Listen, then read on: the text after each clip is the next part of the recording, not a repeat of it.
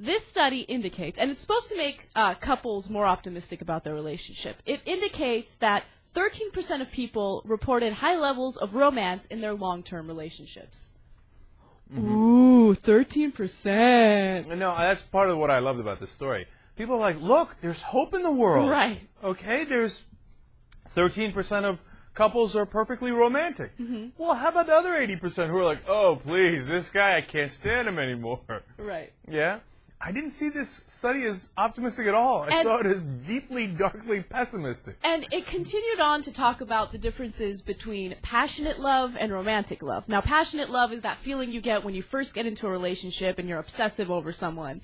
And none of the people in their long-term relationships felt that. No. You understand that? Okay, so they released a study saying, hey, we did this thing and we tracked everybody, et cetera, to see if romantic love can last. And then we say, congratulations, and they feel good. Like, we got 13% that are still in love with each other.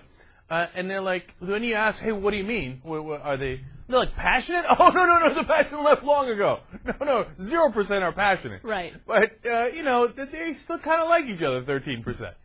I'm telling you, man, what the hell's up with the other 87%? Exactly. Does it not want it? It's going to confirm for you that you don't want to get married. When I read that, I was like, oh, this completely confirms that marriage is a disaster. You shouldn't do it. It's not realistic in my mentality right now. You know what, though? I'm going to prove you wrong, Anna, okay? Right. You see this? You see what this is? Those are apple slices. You like apples? How you like them apples? Okay, this is love. My wife made this little snack for me, and these guys have been giving me shit over it all day long. Like, oh, did you bring home a little lunch? Did you somebody steal his lunch money?